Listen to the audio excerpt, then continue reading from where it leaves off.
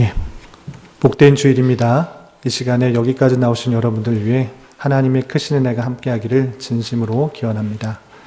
예, 오늘은 아시다시피 부활주일입니다. 지난 한 주간은 고난 주간을 보내면서 주님께서 이 땅에 오셔서 당하신 고난의 의미가 무엇인지를 살펴보았습니다. 하나님이신데도 불구하고 사람의 몸을 입으시고 이 땅에 오셔서 택한 백성의 죄를 위해서, 그 모든 죄를 위해서 모든 질과 고초를 당하시고 십자가에 달려 돌아가심으로 말미암아 우리의 죄가 사했다는 것들을 깨달았습니다. 그리고 죽으신 것에 그친 것이 아니라 주님께서 사망의 권세를 깨시고 죽은 자들의 첫 열매가 되셔서 생명의 주님으로 우리와 함께 하신다는 것들을 깨닫는 그런 부활을 보여주셨습니다. 그것을 기념하여 기독교회는 주일, 주님께서 부활하신 날, 안식 후 첫날인 주일을 기념하여 매 주일을 보내고 있는 것입니다. 그렇기 때문에 부활주일, 부활주일인 오늘만 주님의 부활을 생각할 것이 아니라 매 주일을 주님께서 보여주신 생명의 주님으로서의 부활의 의미를 생각하고 우리 또한 어떠한 권세도, 어떠한 사망의 권세도 우리를 속박할 수 없다는 그 사실들, 우리는 부활의 모습으로 주님과 영원히 거하게 될 것이라는 부활신앙을 가진 자로서 우리에게 주어진 삶을 늠름하고 담대하게 살아가야 될 것입니다. 이런 부활신앙을 날마다 갖고 살아갈 수 있는 저와 여러분이 되시기를 주님의 이름으로 부탁을 드립니다. 오늘은 4월의 첫 날입니다. 4월 1일인데요. 4월부터는 말씀일기 본문을 구약 성경으로 다시 옮겨가서 예레미야를 읽게 됩니다. 예레미야는 선지서인데 또 장수가 짧지 않고 길게 되어 있습니다. 그래서 대선지서로 분류하는 선지서 중에 한 부분인데 우리가 그냥 읽어가기에는 너무나 좀 힘들고 어렵기 때문에 말씀을 읽어가기 전에 간단하게 예레미야가 어떤 책인지를 살펴보고 오늘 말씀일기 본문인 1장의 내용들을 살펴보고 오늘날 우리에게 적용할 것들이 무엇인지를 살펴보는 또 교훈받는, 도전받는 그런 시간이 될 수 있도록 하겠습니다. 나눠드린 교환을 참조해 주시면 될 것 같고요.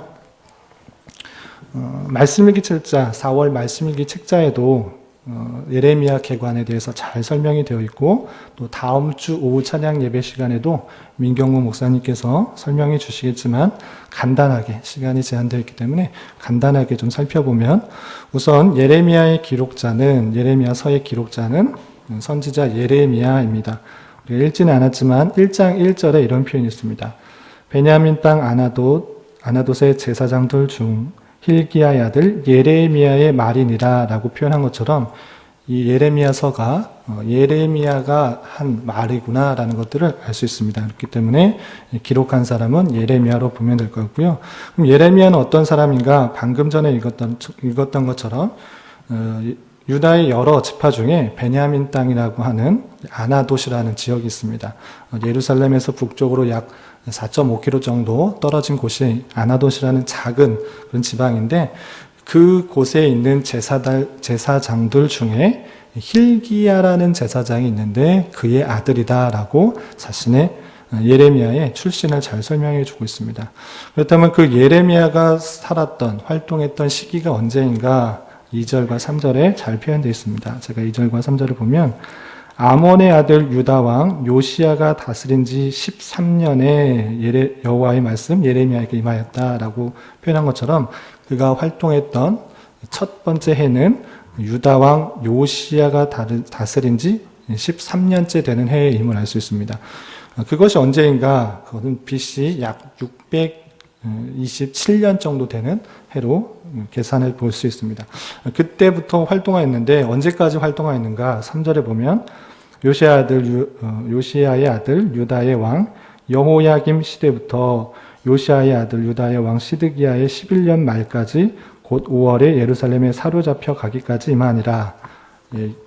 유다 왕 시드기야 11년 말, 그때는 어떤 때인가? 곧 예루살렘에 멸망당해서 예루살렘이 폐허가 되어서 모든 백성들이 바벨론에 사로잡혀 간 때까지 하나님의 말씀이 예레미야에게 임하였고 그것을 글로 적은 내용이다라고 서론을 잘 설명하고 있습니다. 그러니까 시드기야 11년 말은 예루살렘이 멸망한 때인데 그때는 BC 586년 정도 되기 때문에 약 40년간 사역을 한 선지자로 생각하면 되겠습니다. 그러면 그때가 어떤 때인가? 말씀이 책자에도 나와 있고 여러분들도 상식적으로 좀 알고 있을 때인데 남왕국 유다의 말기의 시기입니다. 북이스라엘은 BC 722년경에 벌써 아수르에 멸망당하였고 그 아수르의 기계에 계속적으로 남쪽으로 남하하는 아수르의 힘과 그리고 새로 등장하는 바벨론 그리고 아프리카의 대강국 제국인 그 애국과의 그런 새 왕국의 그런 힘의 역학 관계 가운데 있는 그런 상황이다라고 할 수 있습니다. 그때 예루살렘은 남유다는 어떠했는가? 힘이 센 나라에 더 붙어 있는 그런 외줄타기 외교를 보이는 그런 상황 가운데 있었습니다. 그런 가운데 이 예레미야를 통하여서 하나님께 하신 말씀은 무엇인가? 이 예레미야서는 왜 기록하였는가? 거의 대부분의 선지서의 공통적인 내용인데요. 하나님과의 언약을 어기고 타락한 유다 백성들, 하나님의 백성들의 멸망, 심판을 예언하면서 회개를 촉구하는 내용들로 되어 있습니다. 그리고 그렇게 심판하고 끝나는 것이 아니라 하나님께서 보내주실 메시아를 통해서 이스라엘 백성이 회복될 것을 선언하고 있는 그런 말씀입니다. 대부분의 선지서와 마찬가지로 주제, 핵심 내용은 비슷합니다. 이스라엘의 그런 죄악들을 지적하고 심판을 선언하면서 회개할 것들을 촉구하고 그리고 그것으로 끝나는 것이 아니라 메시아가 와서 회복하게 될 것이다 라는 내용으로 핵심적인 내용들이 있습니다. 그런 내용들이 있다는 책, 선지서다라는 생각들을 하시고 읽어 나가시면 될 것입니다. 그럼 다시 본문으로 돌아와서 1장에 어떤 말씀들이 있는가? 1장은 크게 세 부분으로 나눌 수 있는데 우리가 1절부터 3절까지 읽었던 것처럼 1절부터 3절에는 예레미야의 내력과 활동 시기가 어떠한지 전체적인 서론격에 해당되는 그런 말씀으로 되어 있고요. 우리가 읽었던 4절부터 10절까지는 하나님께서 예레미야를 부르시는 것, 소명하신 것과 또 어떤 일들을 감당해야 되는지를 설명한 부분이 되어 있습니다. 그리고 11절부터 마지막 19절까지는 하나님께서 두 가지 환상을 예레미야에게 보여주시면서 앞으로 일어나게 될 일들을 설명하실 뿐만 아니라 그 일들을 감당하는 데 있어서 두려워하지 말고 담대하게 그 일들을 감당할 것을 설명하고 있습니다. 이렇게 세 부분으로 나누어져 있는데 그 내용들을 좀 구체적으로 좀 살펴보도록 하겠습니다. 먼저 4절을 보면 4절과 5절에 보면 하나님께서 예레미야를 부르시는 그런 모습이 있습니다. 4절과 5절 제가 읽어보겠습니다. 여호와의 말씀이 내게 임하니라. 여기 내게라는 것은 아까 말한 것처럼 기록자 예레미야인 것입니다. 여호와의 말씀이 예레미야에게 임하였는데 어떻게 되었는가? 5절 보면 내가 너를 모태에 짓기 전에 너를 알았고 내가 배에서 나오기 전에 너를 성별하였고 너를 여러 나라의 선지자로 세웠노라. 이렇게 말씀이 임하였다라고 되어 있습니다. 하나님께서 택하여 부르시는 그 모습을 설명하고 있습니다. 이렇게 하나님께서 예레미야를 이렇게 부르셨을 때 예레미야의 반응은 어떠했는가? 하나님께서 오셔서 직접적으로 나타나셔서 너를 부르셨다, 택하였다, 또 여러 나라의 선지자로 세웠다 이렇게 말씀하셨을 때 예레미야의 반응은 어땠는가? 6절에 이렇게 표현하고 있습니다. 내가 이르되 슬프도소이다. 주 여호와여 보소서 나는 아이라 말할 줄을 알지 못하나이다 하니 하나님께서 말씀을 주시고 또 소명 부르시고 또 사명들을 주셨을 때에 예레미야의 첫 번째 반응은 슬프다, 어렵다. 왜냐? 나는 아이라. 실제적으로 나이가 어리다기보다는 나는 그만큼 부족하고 연약한 그런 사람일 뿐인데 어떻게 이들을 감당할 수 있습니까? 이렇게 말하면서 슬프다라고 표현하고 있습니다. 계속해서 그러한 반응에 있어서 하나님께서는 계속 독려하는 말씀이 7절에 나오고 있습니다. 7절에 보면 여호와께서 내게 이르시되 너는 아이라 말하지 말고 내가 너를 누구에게 보내든지 너는 가며 내가 내게 무엇을 명령하든지 너는 말할지니라. 아이라고 말하지 말고 함께 무엇을 누구에게 보내든지 너는 가야 된다. 그리고 무엇을 명령하든지 하나님의 말씀을 전하는 사람으로서 있어야 된다라고 독려하고 있습니다. 그렇다면 구체적으로 8절에 그것뿐만 아니라 독려하는 말씀을 이렇게 하고 있습니다. 너는 그들 때문에 두려워하지 말라.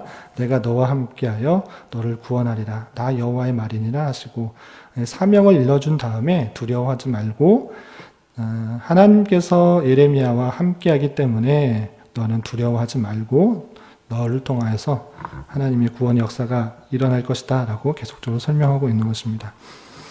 그리고 구체적으로 하나님께서 예레미야에게 맡기신 일들을 10절에 이렇게 표현하고 있습니다. 10절에 보면 보라 내가 오늘 너를 여러 나라와 여러 왕국에 세워 내가 그것들을 뽑고 파괴하며 파면하고 넘어뜨리며 건설하고 심게 하였느니라.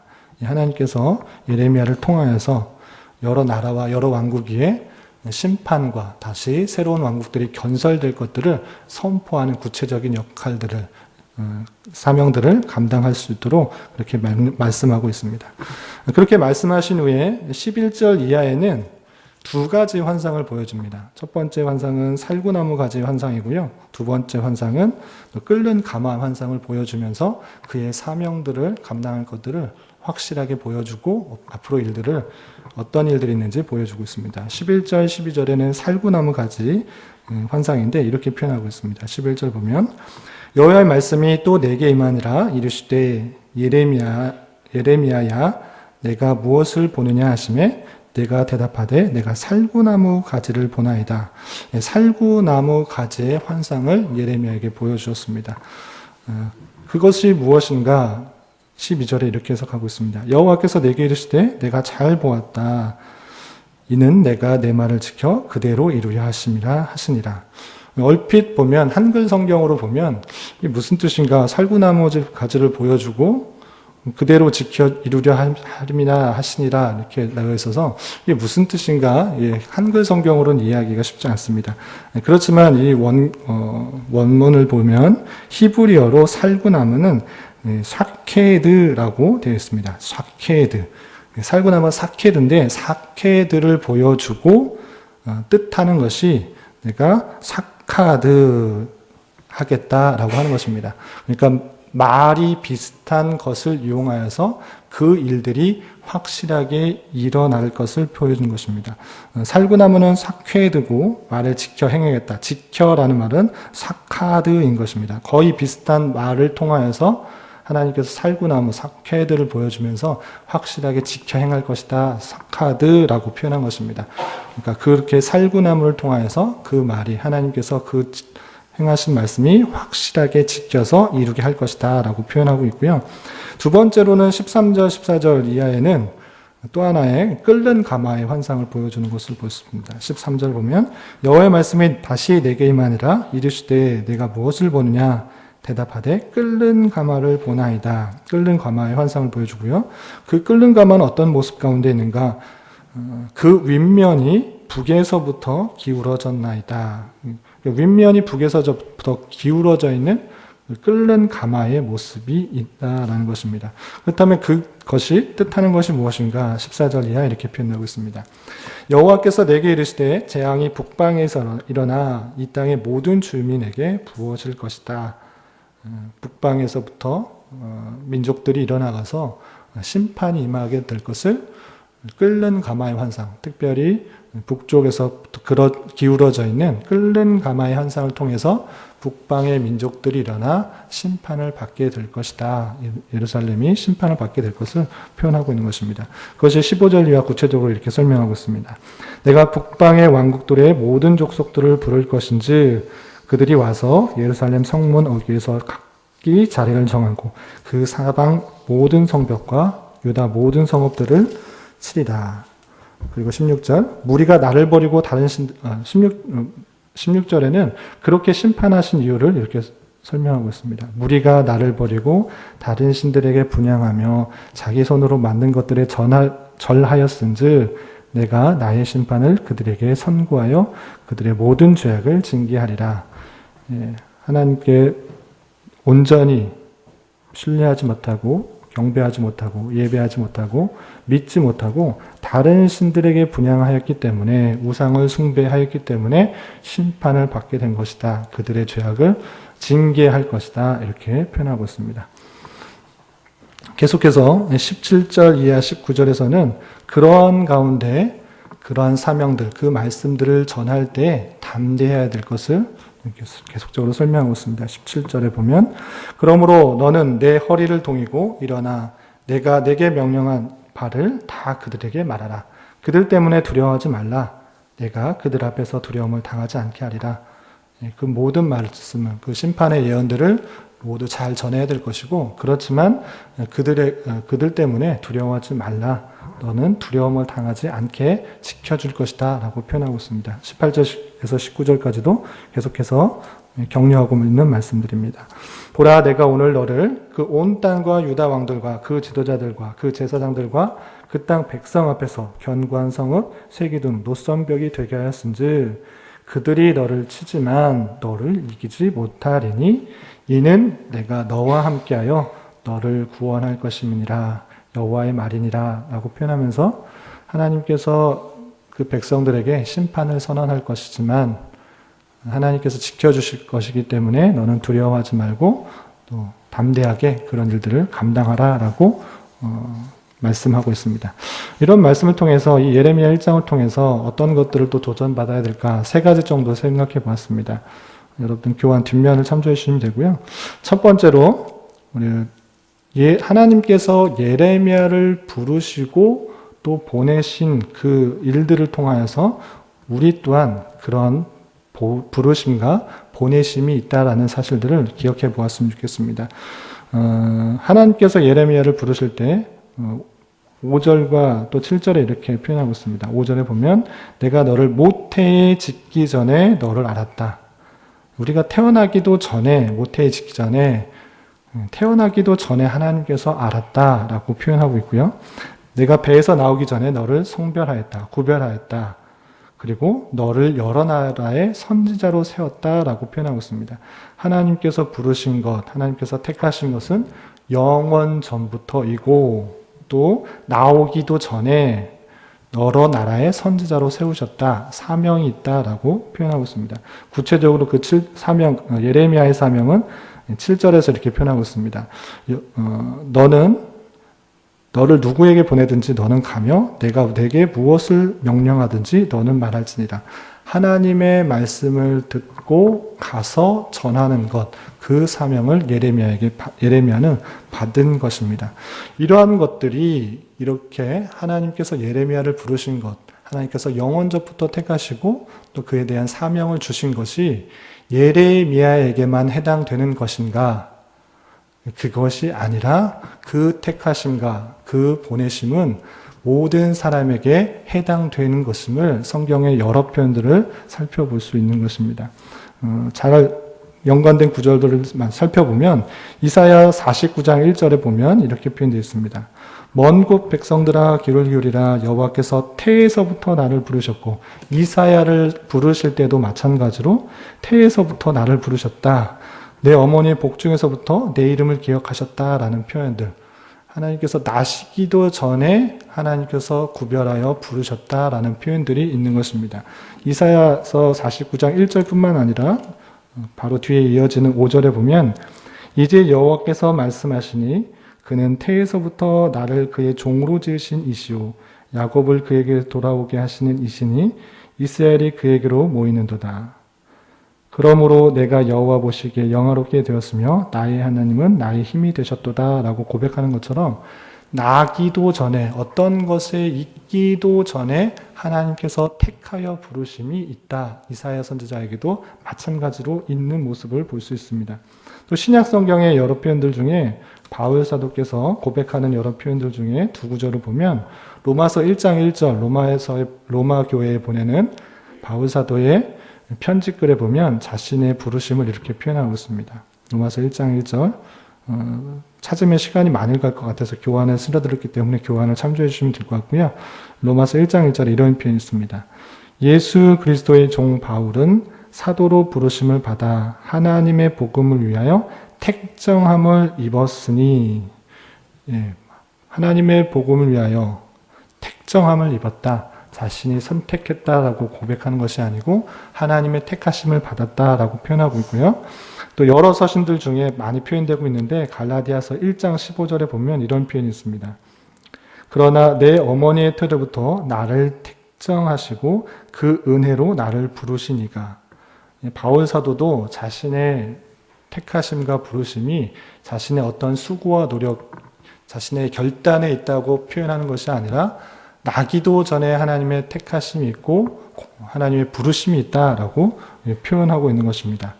그런 것과 마찬가지로 특별히 여러 사도들 또는 선지자에게만 그런 택하심과 부르심이 있는 것이 아니라 우리의 택하심은 에베소서에서도 우리가 또 교훈받고 많이 찾아본 것처럼 영원전부터 하나님의 뜻과 계획 가운데 우리의 택하심과 또한 부르심과 또한 보내심이 있다는 사실들을 잊지 말아야 될 것입니다.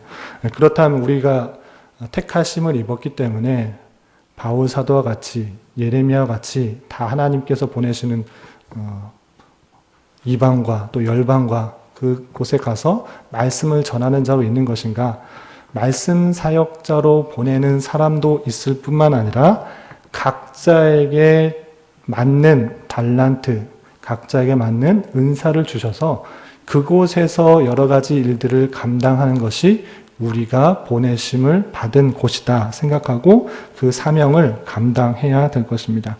그렇다면 우리에게 있어서, 사람들에게 있어서 기본적인 사명들은 무엇인가? 각자, 여러분들 각자에게 이런 사명이 있습니다. 제가 말할 수 없습니다. 그렇지만 하나님께서 성경 말씀을 통해서 모든 인류에게 있어서, 모든 택하신 백성에게 있어서 행해야 할 두 가지 명령, 두 가지 사명을 주셨습니다. 그것들은 공통적인 것인데 그것이 창세기 1장 28절에 나오는 문화명령과 마태복음 28장 19절부터 20절까지 나오는 대위임령입니다. 이 명령들, 이 사명은 하나님의 백성으로서 반드시 행해야 될 어떤 일들을 하든지 어떤 달란트를 받았든지 간에 공통적으로 받아야 될, 행해야 할 그런 사명입니다. 그것은 창세기 1장 28절의 문화명령이라고 하는 것인데 지난주에도 살펴본 것처럼 하나님께서 인간을 지으신 목적이 무엇인가? 그건 하나님의 형상으로 지음을 받은 것인데 그것은 다름 아니라 하나님의 다스림을 행하는 자로서 우리가 지음을 받았다라는 것입니다. 생육하고 번성하고 충만하여서 정복하는 것, 그것을 다른 말로 표현하면 이 세상에 가득 임하여서 하나님의 다스림을 행하는 자로서 있는 것입니다. 그렇기 때문에 우리가 거하는 곳에 있어서 우리가 맡은 달란트와 은사와 재능과 모든 것을 이용하여서 하나님의 뜻에 맞추어 다스려가는 것, 직장인으로서, 주부로서, 학생으로서 처한 모든 곳에서 하나님께서 계신다고 하면, 하나님이 이곳에 계신다면 어떻게 행하셨을까를 고민하면서 행하는 삶을 살아야 되는 것입니다. 뿐만 아니라 주님께서 부활하시고 마지막에 승천하시기 전에 제자들에게 말씀하셨던 그 말씀, 너희는 가서 모든 민족을 제자로 삼아 아버지와 아들과 성령의 이름으로 세례를 베풀고 내가 너희에게 분부한 모든 것을 가르쳐 지키게 하라. 하나님의 말씀을 전하는 사명들이 제자들만 해당되는 것이 아니라 교회의 사명인 것을 깨달아 우리 주변에 있는 믿지 않는 사람들에게 말과 행동으로서 주님의 어떠하심을 전하는 것, 그것이 대위임령, 하나님의 택하신 백성들이 마땅히 가져야 할 자세라고 생각하고 그 일들을 감당해야 될 것입니다. 우리가 각자 처해진 곳은 다릅니다. 말씀을 전하는 사역자도 있을 뿐만 아니라 각각의 처하는 곳에서 여러 가지 일들을 감당해야 될 것입니다. 그 모든 것들이 내가 턱한 것이라 생각하지 말고 하나님께서 나를 부르시고 보내신 자리라 생각하며 하나님의 뜻이 무엇인지를 기억하며 하나님의 뜻대로 다스려가며 하나님의 어떠하심을 말과 행동으로 전할 수 있는 그 사명을 감당해야 될 것입니다. 이러한 은혜가 저와 여러분들 가운데 함께 하시기를 기원합니다. 두 번째로 생각해 볼 것은 8절, 17절, 19절 여러 번 주님께서 예레미야를 부르실 때 그를 격려하고 독려하는 말씀입니다. 8절에도 첫 번째 예레미야를 불렀을 때 예레미야가 나는 아이라서 말할 줄을 모르는데 왜 나를 사람들에게 가서 말을 전하게 하느냐 이렇게 두려워하고 있을 때 8절에서 이렇게 표현하고 있습니다. 너는 그들 때문에 두려워하지 말라. 내가 너와 함께하여 너를 구원하리라 라고 말하면서 하나님께서 함께하기 때문에 너를 지켜주고 구원할 거기 때문에 두려워하지 말라라는 표현을 하고 있고요. 또 17절에서도 너는 그들 때문에 두려워하지 말라. 내가 그들 앞에서 두려움을 당하지 않게 할 것이다 라고 독려해 주고 있고요. 또 19절에서도 그들이 너를 치나 너를 이기지 못하리니 이는 내가 너와 함께하여 너를 구원할 것임이니라 라고 말하면서 예레미야를 독려하고 격려하고 있습니다. 마찬가지로 하나님께서 하나님의 백성들을 택하여 부르시고 또한 각 곳에 보내심은 혼자 그 일들을 감당하게 하신 것이 아니라 하나님께서 함께하여 그 일들을 감당케 하시는 것 사실이라는 것을 잊지 말아야 될 것입니다. 우리가 늘 두려워하고 힘들고 어려워하는 것들 중에 하나는 우리 좀 전에 읽은 것처럼 상황 때문에 힘들고 사람 때문에 힘들게 됩니다. 사람을 보고 상황을 보면 두려워하고 낙담할 수밖에 없습니다. 이 당시 예레미야 선지자도 주변의 열강들, 아수르, 바벨론, 애굽, 그리고 아주 작은 나라 예루살렘에 있는 그 성에 있는 몇만의 사람들, 그 사람들을 보면 정말 두렵고 낙담될 수밖에 없습니다. 상황을 보고 또 사람들을 보면 두려워할 수밖에 없고 낙담될 수 있습니다. 그렇지만 사람과 상황을 보는 것이 아니라 보내신 이가 누구인지를 살펴보고 나와 함께 하시는 이가 누구이며 나에게 힘주시는 이가 누구인지를 생각할 때 두려워할 필요가 없음을 하나님께서는 예레미야 선지자에게 표현하고 있는 것입니다. 그렇기 때문에 우리는 여러 상황과 사람들 때문에 두려워할 것이 아니라 우리와 함께 하시는 하나님을 생각하며 담대하게 맡겨진 사명들을 감당해 나가야 할 것입니다. 그리고 또 한 가지 생각해야 될 것은 하나님께서 왜 예레미야 선지자를 보내셨는가입니다. 하나님께서 능력이 없으셔서 힘이 드셔서 좀 부족해서 예레미야 선지자, 이사야 선지자, 사도 바울 여러 제자들을 택하여 부르신 것이 아니라 하나님께서 그 놀라운 능력들을 함께 참여하게 하고자 그 놀라운 사역을 감당케 하고자 사람들, 하나님의 택하신 사람을 부르셨다라는 사실입니다. 고린도전서 3장 9절에는 정말 놀라운 표현이 있습니다. 어떤 표현이냐면 우리는 하나님의 동역자들이요 너희는 하나님의 발이요 하나님의 집이다 라는 표현이 있습니다.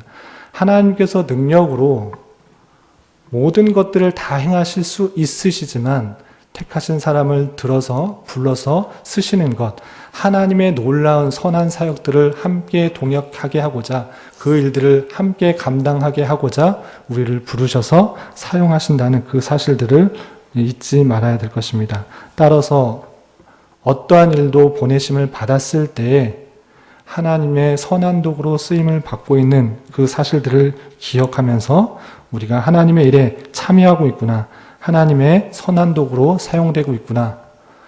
더 다른 표현으로 하면 멋진 영화에 아주 유명한 감독의 영화에 주인공으로 또는 조연으로 다양한 방편으로 참여하여서 그 아름다운 영화를, 멋진 영화를 만들어 나가고 있는 사람이구나를 생각하여서 그 일들을 잘 감당해야 될 것입니다. 내 자신의 연약함과 부족함과 또 죄성을 보면 무기력하고 나약하고 쓰러질 수밖에 없습니다. 더욱이 상대방의 강함과 또 상황의 어려움들을 볼 때는 두렵고 떨릴 때가 많이 있습니다. 그렇지만 그런 것들을 보는 것이 아니라 하나님께서 나와 함께 하심을 믿고 나를 보내신 이 앞에서 그 일들을 행하는 것이며 나를 보내신 하나님의 놀라우신 그 선한 사역에 감당하게 하시는 사역들이라 생각하면서 주어진 길과 사명을 잘 감당할 수 있는 저희들이 저희 모두가 되시기를 바랍니다. 마지막으로 한 가지 더 생각해 볼 것은 왜 이렇게 하나님께서는 예레미야를 선지자를 이스라엘 백성에 보내시는가입니다. 물론 16절에 이런 표현이 있습니다. 무리가 나를 버리고 다른 신들에게 분향하며 자기 손으로 만든 것들에 절하였은즉 내가 나의 심판을 그들에게 선고하여 그들의 모든 죄악을 징계하리라.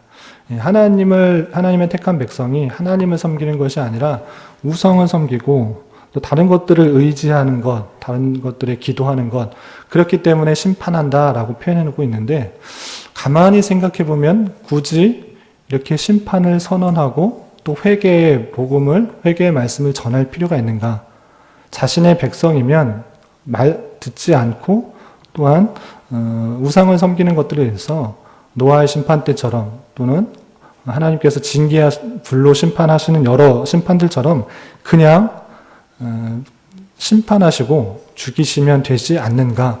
굳이 예레미야에게 그렇게 심판의 말씀을 전해야 했는가라는 것입니다.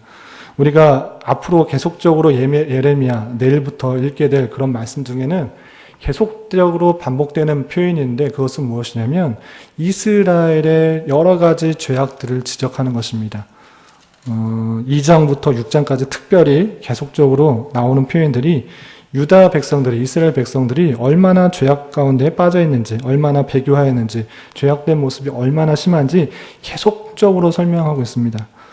몇 구절만 그냥 살펴보면, 넘어가다 그냥 보이는 것들만 살펴보면, 2장 7절, 8절 보면, 내가 너희를 기름진 땅에 인도하여 그것을 열매와 그것의 아름다운 것을 먹게 하였거늘, 너희가 이리로 들어와서 내 땅을 더럽히고 내 기업을 역겨운 것으로 만들었으며, 8절, 제사장들은 여호와께서 어디 계시냐 말하지 아니하였으며 율법을 다루는 자들은 나를 알지 못하며 관리들도 나에게 반역하며 선지자들은 바알의 이름을 예언하고 무익한 것들을 따랐다.